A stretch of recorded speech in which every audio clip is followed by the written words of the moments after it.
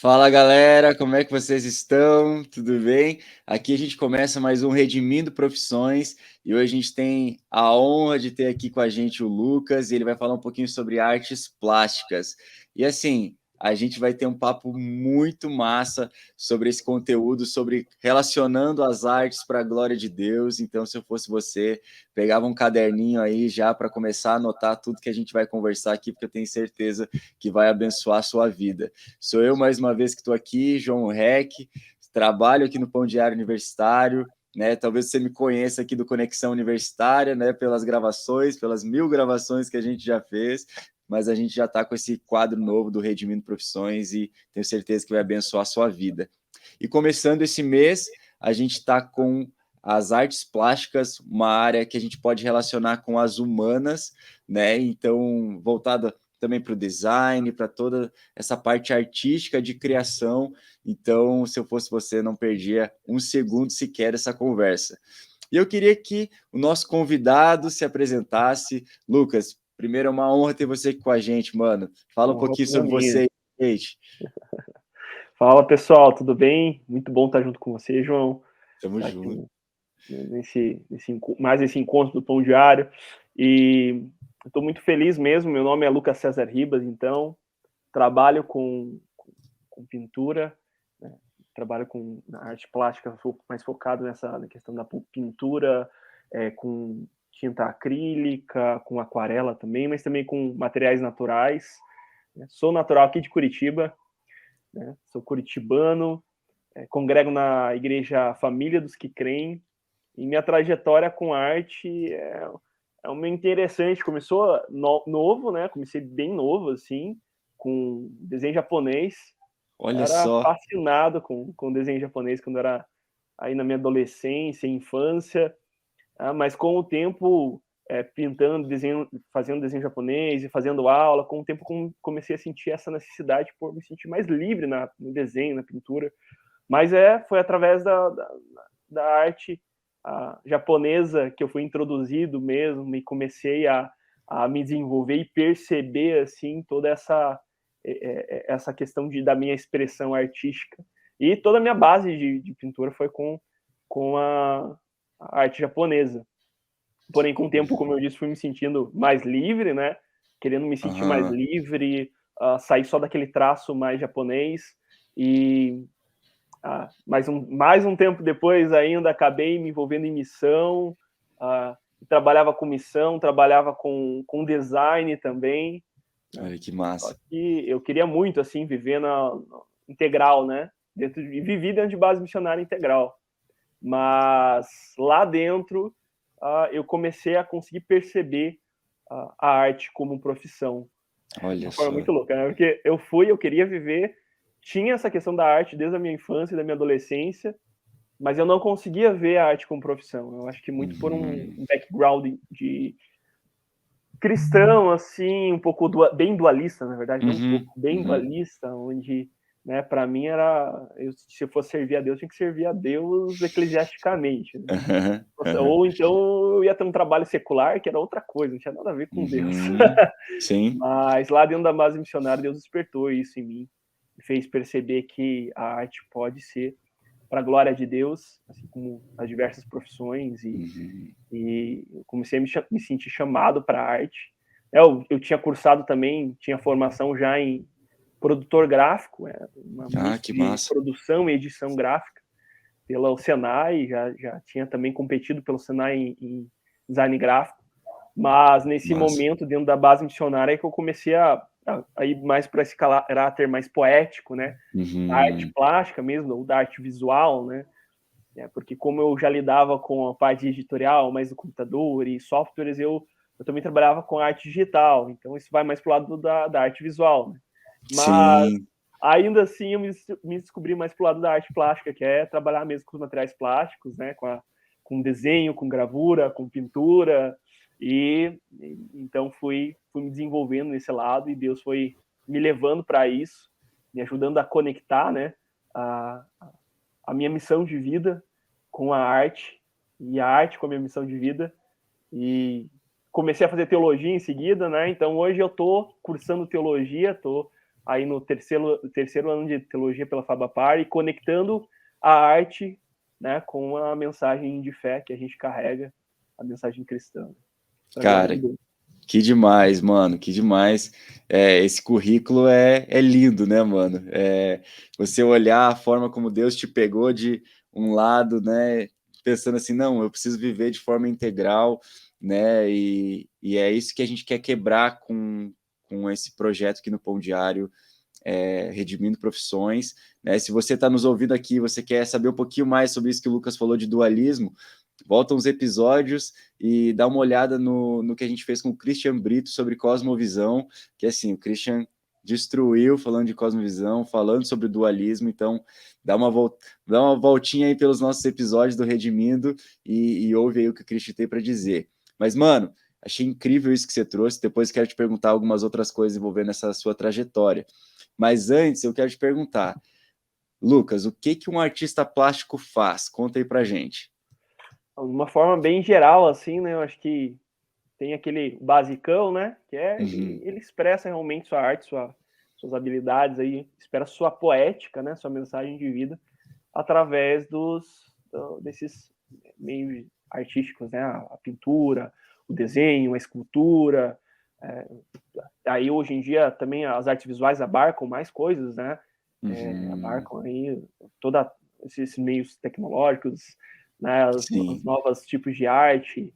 Então, o artista plástico basicamente faz isso, mas eu destacaria que um artista plástico moderno, maduro, ele é um artista que ele carrega uma poética, ele carrega uma mensagem clara de vida e tudo aquilo que ele cria, né? Todos, até desde os materiais que ele escolhe para criar, até a forma que ele cria, o processo dele criativo é conduzido por essa poética, essa mensagem que ele transmite com a arte dele. E alguns escolhem trabalhar, às vezes, técnicas e um gênero um pouco mais, às vezes, abstrato, outros um pouco mais figurativo, mas basicamente é isso. Mas tem algo muito interessante para a gente perceber a respeito dessa profissão, que é uma profissão que ela forma cultura, né? Ela cria ícones que se perpetuam na história. Né? Então, para a gente que é cristão, a gente entender isso é importantíssimo. É importantíssimo, porque por muito tempo as artes plásticas elas foram deixadas de lado. Até por causa daquela questão da idolatria, de criar imagens. O protestantismo fez muito isso, de acabar colocando um pouco de lado as artes plásticas. Sim. Né? Mas o Schaeffer, né, Francis Schaeffer, até destaca no livro dele, A Arte e a Bíblia. O Huckmacher também diz no Arte Não Precisa de Justificativa. Né? E a questão não é a gente criar imagens, o problema. O problema é a gente criar imagens para adoração. A gente criar imagens é válido, é bom, e inclusive os primeiros, né, artistas que a gente ouve aí, pelo menos a gente dentro da fé, né, bíblica, não diria só cristã, porque na época era judaica, né?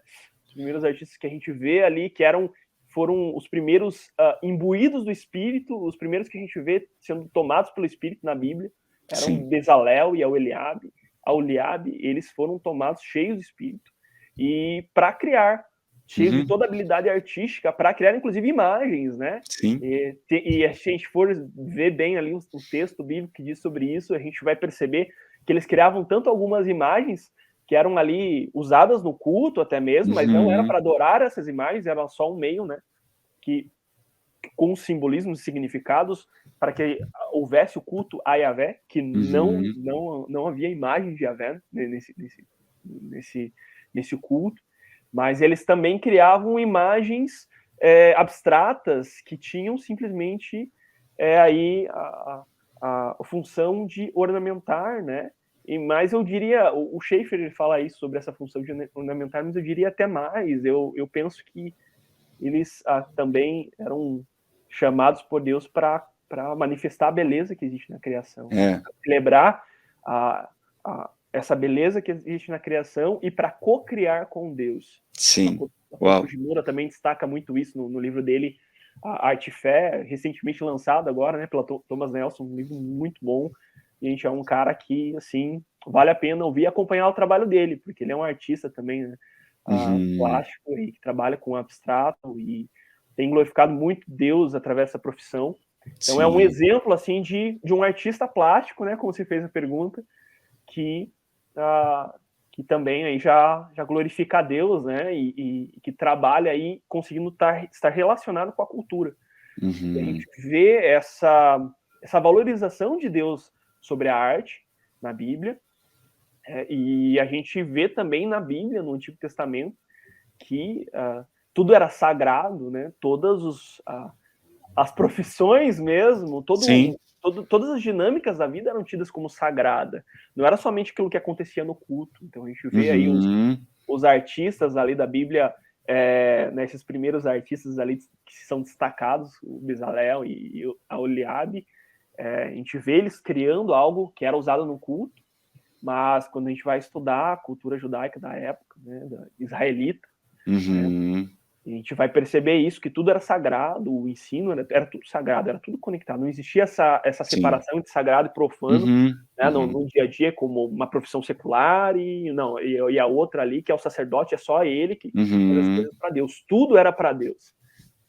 Então, eu puxo além dessa concepção natural, né, de a gente olhar para as artes plásticas, a técnica, o que o artista faz, o que ele cria, além da contribuição dele para a sociedade, a gente consegue ver também, a partir de uma cosmovisão cristã, que essa profissão glorifica a Deus na sua própria existência, né? Eu gosto muito que o Kuyper diz, né, que não existe nenhum centímetro quadrado de toda a existência sobre o qual Cristo não clame é meu.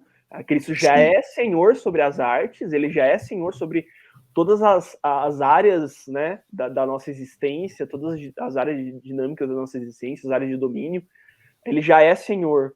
E quando a gente vai buscar desenvolver uma profissão e a gente faz isso né, sendo pessoas redimidas, a gente está fazendo isso para a glória dele, e a gente já está glorificando ele, fazendo isso de uma forma aí com excelência, né? Sim, sim, total. Mano, isso foi muito bom que você falou, porque tem uma falsa crença evangélica, né, de que, por exemplo, alguns cristãos devem ler esse trecho das Escrituras, né, falando de Bezalel, e pensando assim, pô, por que Deus, um dos primeiros homens, né, relatados na Bíblia a ser cheio do Espírito Santo foi um artesão, né? Por que não foi um sacerdote? Por que não foi, né, alguém que... Não, por que não foi Abraão, né? Tipo... então, assim, a gente consegue perceber o quanto isso era importante para Deus, né? Eu acho que isso reflete essa importância do coração de Deus a respeito das artes, porque a maioria das pessoas pode até olhar e falar assim, não, mas isso aqui é futilidade, né? Por que precisa ser belo, né? Esse templo, né? Por que esses ornamentos precisam ser belos, né? Claro que a gente não vai discutir aqui o belo e o feio, senão a gente vai ficar 2, 3 horas conversando, né? Do que é belo. Mas no sentido de realmente refletir a beleza de quem Deus é. Porém, a gente sabe que quando a gente vai falar de arte, não é o que todo mundo pensa, né? E aí, por isso, muitos acreditam que toda arte feita por cristão, ela tem que ter uma finalidade evangelística. E eu queria te perguntar, Lucas, e aí? Toda arte ela precisa ter essa finalidade evangelística? E por que a maioria dos cristãos eles gostam, né, de pintar ou se sentem mais confortáveis em pintar somente leões, né, retratando o leão da tribo de Judá, né, que tem... A maioria dos cristãos tem um quadro gigantesco na sala, né, de um leão, e não, por exemplo, de uma arte abstrata que reflita a glória de Deus, por exemplo. Nossa, essa pergunta, e tem muitas perguntas aí dentro. Mas é uma questão muito boa. Eu quero começar já destacando algo que você falou um pouco antes de fazer a pergunta.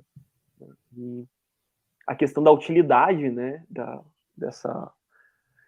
o Makoto Fujimura, ele destaca também no livro dele, né, Arte e Fé, essa questão que a gente tem essa visão que não, a arte precisa ter uma utilidade.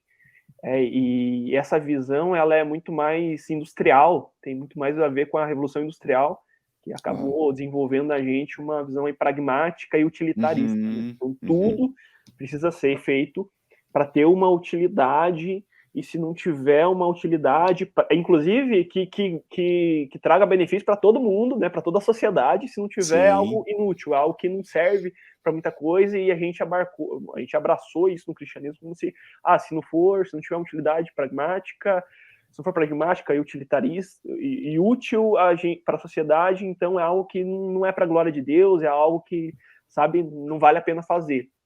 É algo que não glorifica a Deus. Mas isso não é bíblico, né?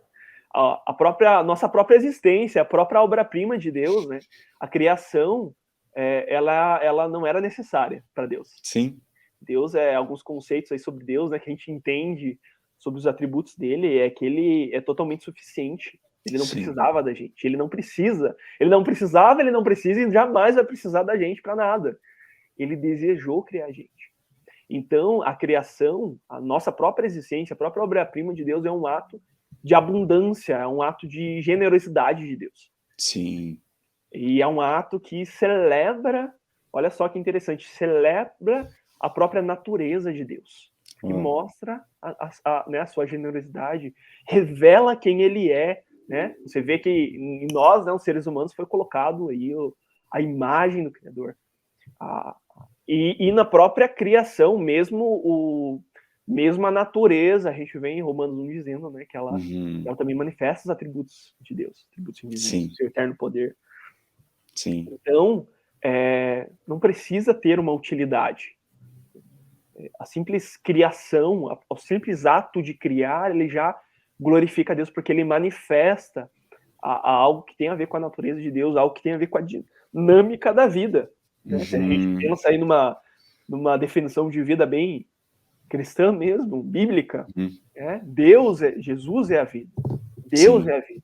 Então ela manifesta, o ato de criar revela a imagem de Deus em nós e celebra esse Criador. Sim. Então, esse é um fato que já é suficiente para a gente. Sim. Mas daí, a partir disso, a gente consegue responder, né, essas outras perguntas. Né? Então, nossa sociedade é ainda muito influenciada por aquele pensamento industrial. Então, sempre a arte precisa ser evangelística. Então, ela só vai glorificar Deus se ela estiver pregando o evangelho no sentido de, tipo, carregando a imagem de um Jesus com uma coroa, ou então a imagem de um leão, ou então a imagem de uma águia, porque são símbolos que a gente vê na Bíblia. Mas ela não precisa ter essa finalidade. Ela pode ser usada para isso, e é usada, até mesmo, como você já citou lá no começo, falou do design também como parte, né, como arte também, e é um tipo de arte. O design mesmo cria tantas coisas, né, que ajudam as pessoas a conseguirem compreender o evangelho, a conseguirem compreender a mensagem do evangelho através de recursos visuais, audiovisuais e tanta coisa assim. Mas a arte não precisa ter essa finalidade para glorificar Deus. A arte, por si só, já glorifica Deus, e ela não precisa nem ser útil.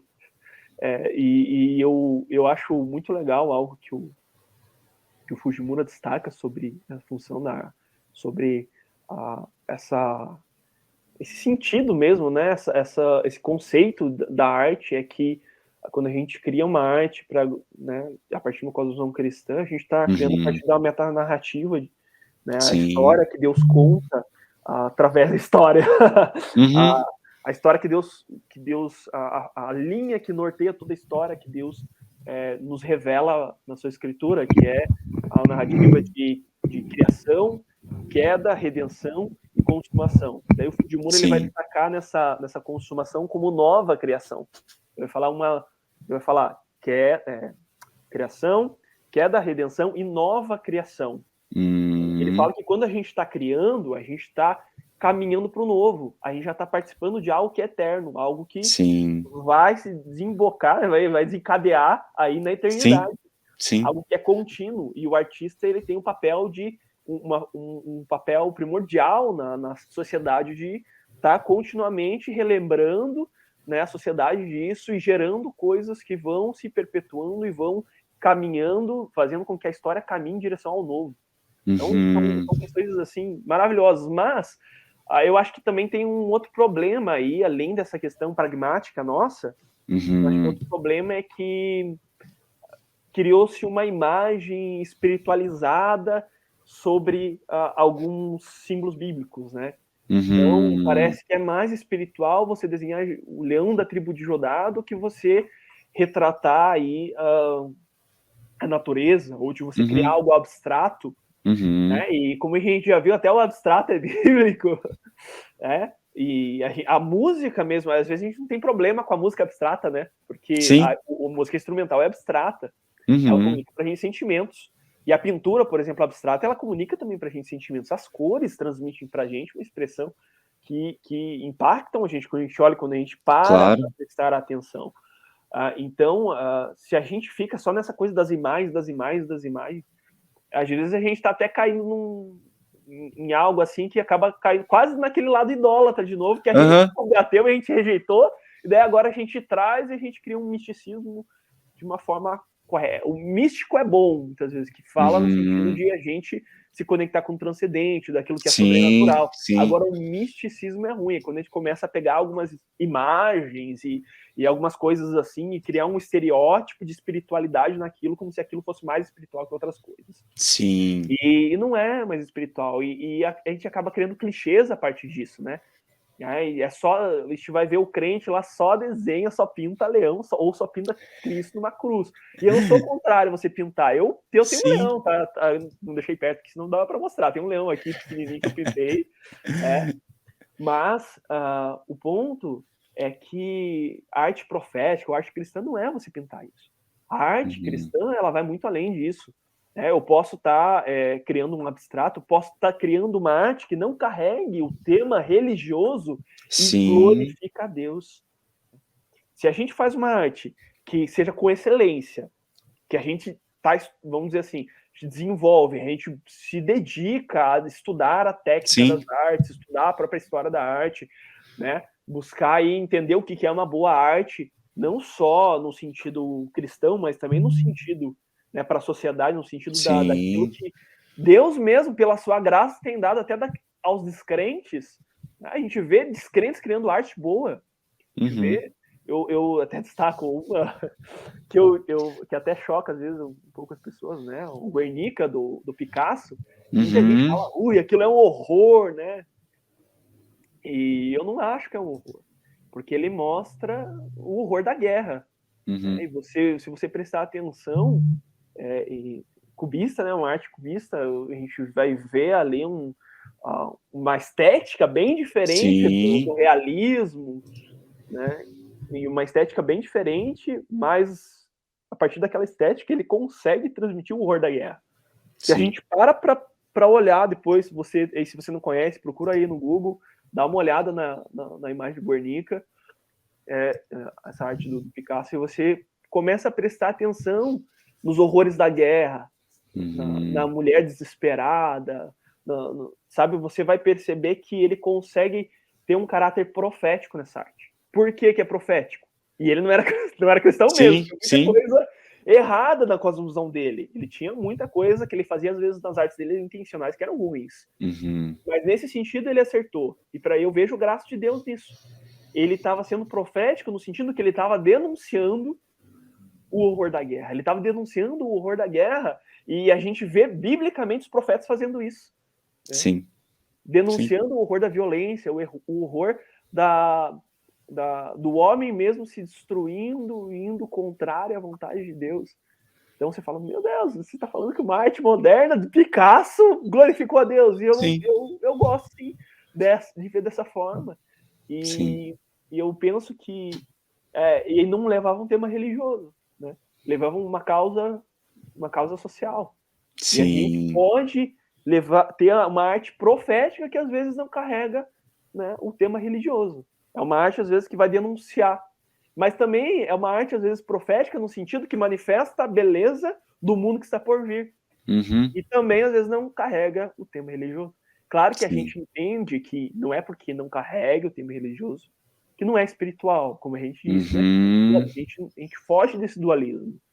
Né? Entende que todas as coisas são espirituais. Né? Inclusive as coisas naturais, elas carregam a espiritualidade. E eu já vou longe, assim, eu já imagino que quando a gente pensa assim, a respeito da própria providência de Deus, né? A própria imanência de Deus, Deus sustentando, Uhum. estando presente em toda a criação, em toda, não só no meio da igreja. Ainda que no meio da igreja ele está presente de uma forma especial, Sim.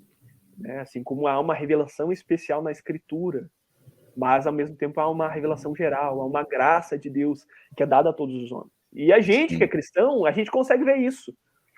E a gente pode usar como meio de contato com a sociedade isso. A gente pode criar uma Sim. boa arte que glorifica a Deus, que não carrega só o tema religioso. É, E que é bem a isso. gente vai se relacionar com outros artistas que não são cristãos e com a sociedade, pessoas que gostam de arte e outras pessoas que Uhum. estão ali, às vezes, passando e vendo a nossa arte, às vezes, numa exposição. E a gente vai conversar com elas e a gente começa a liberar sementes aí do É, novo mundo, né, da nova criação, daquilo que Deus já fez no nosso interior, que a gente já pode manifestar daquilo que vai se espalhar para toda a terra, para toda sim, o reino de Deus, que é uma semente que foi plantada e está crescendo, né? Está crescendo e vai tomar toda. E a gente não sim. precisa chegar daquela forma com, né? Ó, esse aqui é o leão da tribo de Judá. E que muitas vezes é uma figura que já criou um estigma, já ficou clichê até para a É, galera da igreja. Imagina para a sim, galera que é de fora. sim. É verdade mesmo. Eu não aguento mais ver camiseta de retiro que tenha leão, né? Né, partindo de um lado, né, da moda também envolvida aí no Sim. meio das artes, né? Eu não aguento mais, cara. E Então, isso é muito interessante, porque a moda é um outro ponto, né? Às vezes a gente está criando uma moda e às vezes nem vê que é moda isso, né? é. A moda gospel, né? A moda evangélica. Moda evangélica. Cara, deixa eu fazer um comentário, porque eu já vi loja escrito moda evangélica, né? Então, eu não sei se é só evangélicos que podem comprar ou se é um estilo, né, de roupa só para Assim, evangélico, né? Complicado isso, né, mano? é Complicado. complicado, não é? A gente não leva assim, nossa, essa pessoa, nossa, ela tá muito errada. Mas assim, Sim, vejo que tem problemas nisso, né? E sim. gera problemas que então o crente só vai comprar na moda evangélica, será? Será que então, tipo, a gente vamos se fechar num bairro aqui, daí vai ter um É, mercado evangélico, tudo sim. evangélico ali, e a gente não vai. Então, às vezes, o mais sadio seria não carregar esse título, né? Então, jogando pensamentos, a gente não é dono da Claro. verdade. O dono Não, da verdade sim, é Deus. E a sim, escritura é a própria verdade, né? sim. Mas se talvez não carregasse esse nome, mas criasse uma moda de qualidade, roupas de qualidade, que glorificassem a Deus, né, na sua forma ali, e que também inovasse, que também estivesse aí desenvolvendo e até criando novas tendências, né, Uhum, sim, e sem carregar esse título de moda evangélica, poderia muito mais influenciar, né, com certeza, o próprio mercado da moda, com e certeza. a própria cultura, porque o que a gente veste também tem a ver com a nossa cosmovisão e também gera cultura, né? Porque Claro. ela vai perpetuando, a gente vai, cultura também vem de cultivar, né? A gente vai cultivando Uhum, algo que vai se perpetuando na história. sim. Às vezes a gente vai desenvolvendo novos estilos para se vestir ali, e que os filhos vão vestir, depois os filhos vão desenvolver um novo estilo cristão, né, a partir de uma construção cristã, ali vai criar uma boa arte de moda, que às vezes os netos, e isso vai se perpetuando, e isso pode influenciar muito. Sim, Então, não, isso é total. muito chave, muito chave. E, mano, voltando um pouquinho sobre aquilo que você falou, né, de não retratar somente, né, uma mensagem religiosa através da arte, né, Uhum. eu gosto de uma citação do Schaeffer, né, no Francis Schaeffer, no Arte e a Bíblia, né, no livro dele, que ele diz assim: pense nisto, se Deus fez as flores, é louvável pintá-las e escrever sobre elas. Se Deus fez os pássaros, é bom retratá-los na pintura. Se Deus fez o céu, ele pode ser tema das artes. Se Deus fez o oceano, certamente é louvável escrever poesia sobre ele. Vale a pena criar obras com base nas grandes obras já criadas por Deus. Eu acho isso incrível Uau. porque o salmista ele vai dizer, né, que os céus declaram a glória de Deus, né? É. Então isso é incrível quando a gente dá um salto, né, de uma pintura somente com uma mensagem religiosa para justamente isso que você falou, que até o abstrato mesmo ele comunique aquilo que estava no seu coração, que reflete a glória de Deus. Então, mano, já trazendo para isso e juntando com a nossa última pergunta, eu queria te perguntar, cara, o que faz o que você faz para que a sua arte ela seja considerada um ato para a glória de Deus e te diferencie dos demais artistas plásticos que não são cristãos? Conte pra gente. Muito boa essa frase, né? Esse parágrafo aí, né? Parágrafo gigantesco, não é nem estação. Mas é maravilhoso isso que ele diz. E eu acho que, eu penso assim que algo que diferencia, né, uma arte de qualidade e feita por um cristão é porque ela é imbuída de sentido, né? Ela é imbuída de sentido. E hoje em dia, quando a gente vê aí o mundo, é o relativismo tomando conta, ou então o niilismo, né? É aquela que a minha verdade é minha, a tua é tua, ou então é aquilo, não, nada tem sentido, eu vou viver como que eu quero, vou fazer o que eu quero, porque não tem um ser superior que... Não, a gente entende que fugindo, a gente vai bem no contrário também do naturalismo, né? A gente entende que o que existe não é só aquilo que é físico, né? A gente entende que o físico é uma parte da criação, que o invisível também é, que existe o espiritual, e que a gente entende que o espiritual dá sentido a todas as coisas, que todas as coisas têm essência, elas não estão largadas aí sem sentido, como se fosse um bando de coisas largadas ao vento aí, né? Um bando de obras do acaso. Não, tudo tem um sentido, tudo vem de um lugar e está caminhando para um lugar. Então eu acho que o ponto principal é que o cristão, a arte boa feita por um cristão é a arte que é imbuída de sentido. Né? E é uma arte que é criada por alguém que entende e que faz essa arte, entende o sentido da vida e faz essa arte a partir de um lugar de relacionamento com Deus. Uau. Porque a existência ela só tem sentido quando ela permanece nele. E a gente, como artista, a gente manifesta o sentido da vida quando a gente cria nele. Uau. Seja uma arte com tema religioso ou não. Se a gente cria nele, a gente está criando algo que tem sentido. E eu acredito que o artista ele é imbuído do espírito criador, né? O espírito de Deus, criador, que criou todas as coisas. E esse espírito, ele vai gerando vida. Porque ele não cria, ele não toca... Nele não há morte alguma, em Deus não há morte alguma. Então, quando a gente cria, a gente gera vida. Mesmo, como eu citei ali Guernica, né? Mesmo quando a gente estiver denunciando, às vezes, uma questão de injustiça. Então, a gente está gerando vida, porque a gente está apontando para que tem algo errado naquilo. E que existe um lugar correto. Só que a arte cristã ela tem esse diferencial ainda mais. Eu lembro do Guilherme Amarino falando sobre isso, né? Que a gente consegue ver muita coisa de Deus, da graça comum, né, na arte e de pessoas que não são cristãs. A gente consegue ver. Só que até mesmo essa questão que eu citei ali do Guernica, denunciando algo que está errado. Mas o que a gente não consegue ver é uma resolução consistente. E o artista cristão, ele tem uma resolução consistente. Ele tem, e é Cristo. Né? É Jesus. Então, quando a gente cria uma arte com sentido, e a gente cria desse lugar de pessoas redimidas, pessoas que tudo que fazem em relação com Deus, fazem porque amam a Ele, por amor a Ele. Então, aquela arte, eu acredito que até espiritualmente, aquela arte vai se carregar sentido.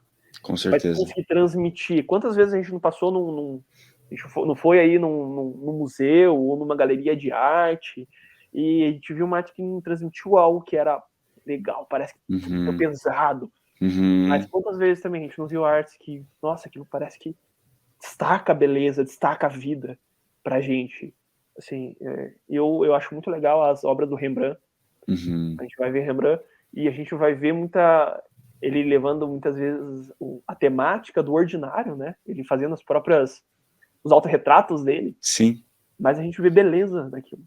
E é interessante que é um estilo de pintura barroco, né? É uma pintura mais escura, trabalhando muito a questão da luz e sombra ali, mas uma pintura escura.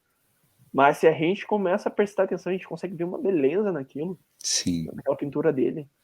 A gente e eu vejo isso, sabe? É o sentido que a gente transmite, que a gente reconhece, que a gente manifesta quando a gente cria o artista cristão. Como o Schaeffer disse ali, né? né? E como que é a frase? Que Deus, tudo aquilo que Deus criou, né? Que é bom que a gente manifeste. É louvável, né? É louvável que a gente possa pintar aquilo que Deus criou.